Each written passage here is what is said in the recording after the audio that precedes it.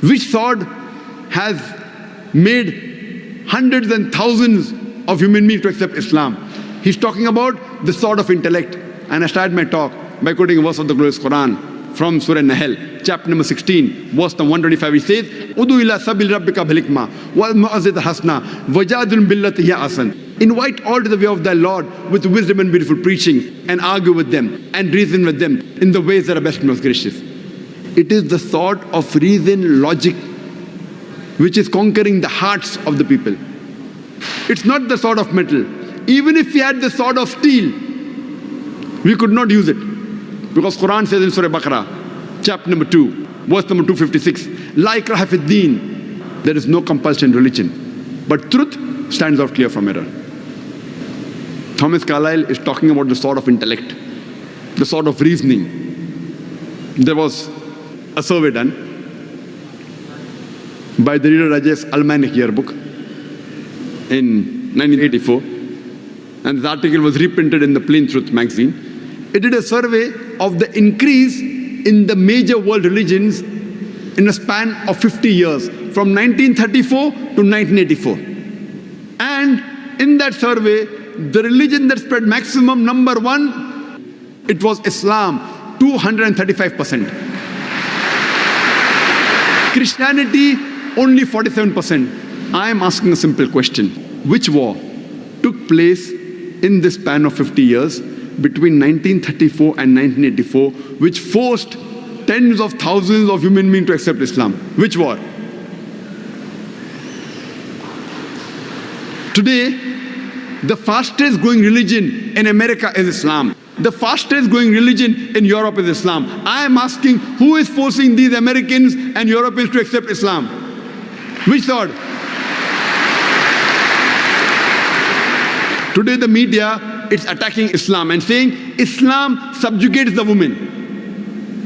Do you know, out of those accepting Islam in America and Europe, 2/3 of them are women. If Islam subjugates the woman, why are the American women, why are the European women accepting Islam?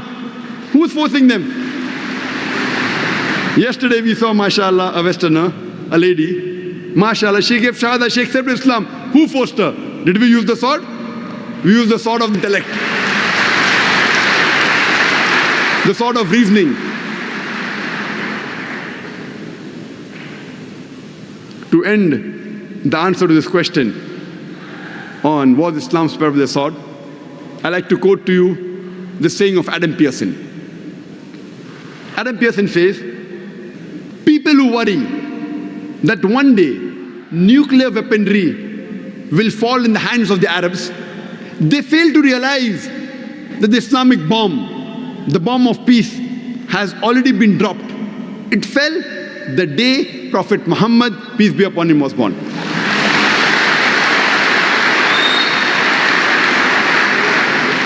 The fifth most common question asked by the non-Muslim is, why does Islam allow a Muslim man who have more than one wife? What does Islam say?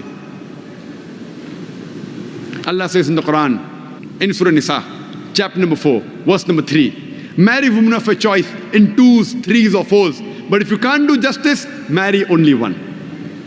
Quran says, marry women of your choice in 2s, 3s or 4s, but if you can't do justice, marry only one. That means only if you can do justice can you marry 2, 3 or 4, otherwise marry only one. Quran also says in Surah Nisa chapter 4 verse 129, it is difficult to be just between your wives, but don't turn away from them altogether. Many people think it is compulsory in Islam that you should have 4 wives. It is not compulsory in Islam to have 4 wives. It is optional. Marrying more than one woman is optional in Islam. It is mubah. But if you marry more than one woman, and if you don't do justice, then you're in problem. So if you marry more than one woman, you should be able to do justice between them.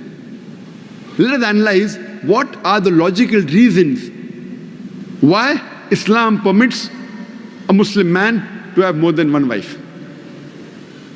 By nature we know males and females are born in equal proportion.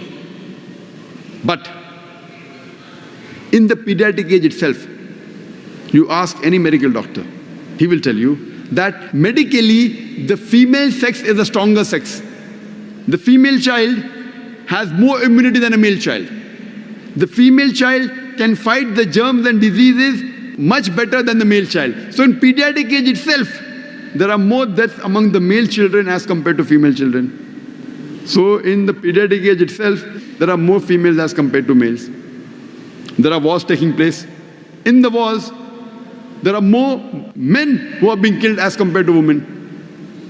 As life goes on, deaths take place due to accidents, due to alcoholism, due to drug addiction, due to disease. In all these cases, more males are dying as compared to females. And today's statistics tell us that the average span of a woman is much more than the average span of a man. Today, there are more females in the world as compared to males. In some third world countries, like India, where I come from, the female population is less than the male population. And the reason is because of female infanticide and female feticide. There's a program by the name Let Her Die, under the banner Assignment. It came on BBC, where a British reporter by the name of Emily Beckenin, she says that every day more than 3,000 fetuses are being aborted after they identified that they're females. In India alone, more than 3,000 fetuses are being aborted after they identified that they're females. If you multiply this number by 365, the number of days in a year, we get a figure of more than 1 million fetuses are being aborted every year in India after they identified that they're females. And according to the report of the government hospital of Tamil Nadu, out of 10 females born alive, 4 are put to death. If this evil practice of female infanticide and female feticide stops in India, even in India, in a few decades, the female population will outnumber the male population. Today when we analyze throughout the world, there are more females as compared to males. In New York alone, there are 1 million females more than males. In USA alone, there are 7.8 million females more than males. In UK alone, there are 4 million females more than males. In Germany alone, there are 5 million females more than males. In Russia alone, there are 9 million females more than males. And God alone knows how many millions of females are more than the males throughout the world.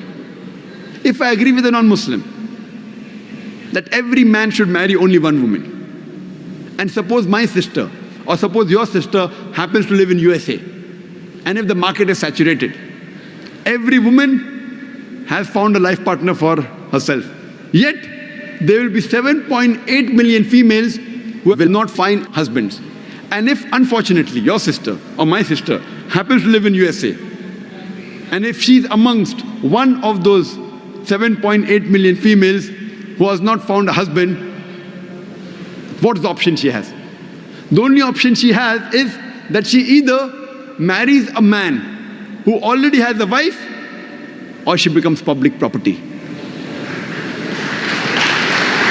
Public property? Many people say, Dr. Zakir Naik, such a harsh word. It is the most sophisticated word I can use. I cannot think of a better word. There's no option. She either marries a man who already has a wife or becomes public property. In America, having mistresses is very common. The American statistics tell us, on an average, a man has 8 different sexual partners before he settles down with one. 8 different. Some may have 5, some may have 10, some may have 20. 8 different sexual partners before he marries. After marriage, how many he has, the statistics doesn't say that. But before he marries, he has on an average 8 different sexual partners. Having mistresses in America is common, no problem. 10, 20, no problem. Having 2 wives doesn't go down their throat. You know, when a woman becomes the second wife of a man, she gets honor, she gets a right. She lives a very peaceful life with grace, with honor, with all her rights. And when a woman is a mistress, she doesn't get her rights, she has no protection, she leads a life of disgrace. Therefore, Islam permits some men to have more than one wife to protect the woman. And I do agree, if someone tells me that no woman would like to share the husband. I agree with them. I don't argue. I agree with you that no woman under normal circumstances would like to share the husband. But the Islamic Sharia says, let a small loss take place to prevent a big loss. That means a good Muslimah who knows the situation of the world would not mind sharing a husband to prevent her sister from becoming a public property. You ask any modest woman, would she prefer becoming the wife of a man who already has a wife or becoming public property? Any modest woman would choose the first one. Sixth most common question: if Islam allows a man to have more than one wife, why does not Islam allow a woman to have more than one husband? As far as marrying women is concerned, the categories of women a man can marry is clearly specified in Surah Nisa, chapter 4, verse number 22 to 24.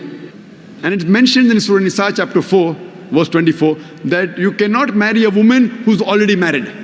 That means in Islam, a woman cannot have more than one husband. Before I give you the real reason, imagine there's already a scarcity of women finding husband. If a woman has more than one husband, this scarcity will increase. It will multiply the problem. Let's analyze what are the logical reasons that Islam prohibits a woman to have more than one husband. When a man has more than one wife, and if any child is born out of that wedlock, you can easily identify who is the father as well as who is the mother. But if a woman has more than one husband, and if a child is born, you can identify the mother, but you will not be able to identify the father. And if you go to admit that child in school, and if they ask you what is the name of the father, you may have to give two names. And today psychology, they tell us that identifying the parents is very important for a healthy childhood, especially the identity of the father. If you cannot identify the parents, the child has a lot of mental trauma. Today, after science has advanced, I'm aware that there is DNA testing and genetic testing where you can identify who is the father and who is the mother, though it's not very accurate. But even if I agree that maybe after a few years it becomes accurate, yet it has happened recently. All these years it wasn't there. And this is not the only reason why a woman is not allowed to have more than one husband. There are various other reasons. For example, today science tells us that a man is more polygamous in nature as compared to a woman. Today science tells us that because of the various behavioral and psychological changes that take place in a woman during menstrual cycle, she cannot do the role of multiple wives simultaneously. Whereas a man, he can do the role of multiple husbands simultaneously. Furthermore, if a woman has more than one husband or more than one sexual partner, and if all of them are loyal to each other, yet there are high chances that venereal diseases and sexual transmitted disease will emerge, and it can be retransmitted back to the man. Whereas if a man, today medical science tells us that if a man has more than one sexual partner, has more than one wife, and if all of them are loyal to one another, there are hardly any chances of venereal diseases or sexually transmitted diseases emerging in them. So scientifically also and medically, it's no problem for a man to have more than one wife, but it's problematic for a woman to have more than one husband. The seventh most common question, or the seventh misconception in Islam in the minds of non-Muslims is that why does Islam subjugate the woman by keeping her behind the veil? Why does Islam subjugate the woman by keeping her in hijab? Before I discuss the reason of hijab, let us analyze what was the status of the woman in the past civilizations. When we read the history of Babylonian civilization, it says that women were ill-treated. And if a man committed murder, his wife was put to death. This was the law. If you read the history of the Greek civilization, known as a very great civilization, at that time, they believed in an imaginary woman by the name of Pandora, who was the cause of all the evil in the society. In that great Greek civilization, women were used for sex and pleasure. Prostitution was common. When you read the history of Roman civilization, even in Roman civilization, the women were looked down upon. Nudity and prostitution was common. When we read the history of Egyptian civilization, the woman was considered as an evil, and she was called as an instrument of the devil. When we read the history of Arab civilization, before Quran was revealed, the Arabs, very often, they buried the female alive after she was born. Alhamdulillah, summa alhamdulillah. After the revelation of the Quran,